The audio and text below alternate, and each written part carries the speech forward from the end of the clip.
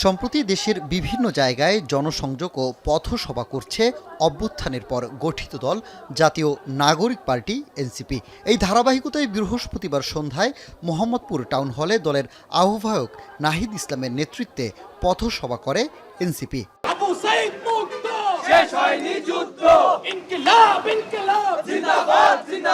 এ সময় দেশের বর্তমান পরিস্থিতি উল্লেখ করে নিরাপদ রাষ্ট্র গঠনের আহ্বান জানান দলটির জ্যেষ্ঠ সদস্য সচিব ডাক্তার তাসনিম জারা।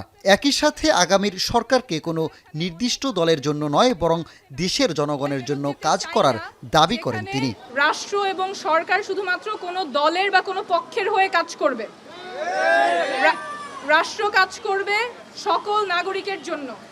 কারো টাকা নাই বা ক্ষমতা নাই বা ক্ষমতায় আছে এমন কাউকে চেনে না, এরকম না থাকলে সাধারণ নাগরিকের অধিকার রক্ষিত হবে না বা সাধারণ নাগরিক সেই অধিকার পাবেন না, এমন বাংলাদেশে আমরা আর ফেরত যাব না।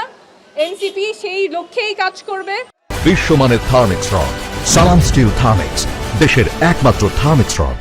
পথসভার আলোচনায় বিগত সরকারের আমলের কথা তুলে ধরে নাহিদ ইসলাম বলেন, বর্তমান প্রজন্ম গেল ১.৫ দশকে নির্যাতিত হয়েছে, পাশাপাশি শিক্ষা থেকেও বঞ্চিত হয়েছে বলেও মন্তব্য করেন এনসিপি আহ্বায়ক। গত ১৫ বছর আমাদের দেশে উন্নয়নের গল্প শোনানো হয়েছে,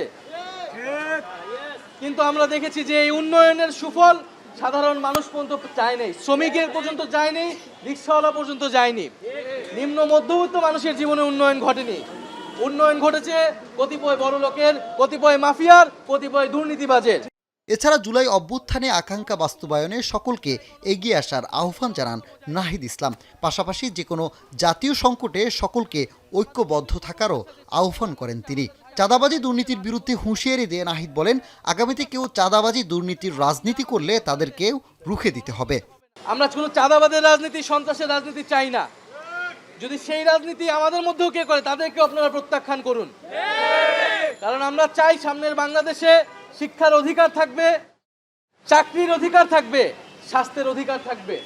এছাড়াও বিগত আমলে বিভিন্ন অপরাধীদের যারা দেশ পালাতে সহযোগিতা করেছে তাদেরকেও আইনের আওতায় আনার দাবি জানান এনসিপি আহ্বায়ক। পরে মোহাম্মদপুর থেকে পথসভা শেষে ধানমন্ডি যায় এনসিপি গাড়িবহর।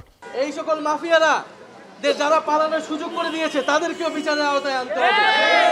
সানি মৃধা, এখন, ঢাকা।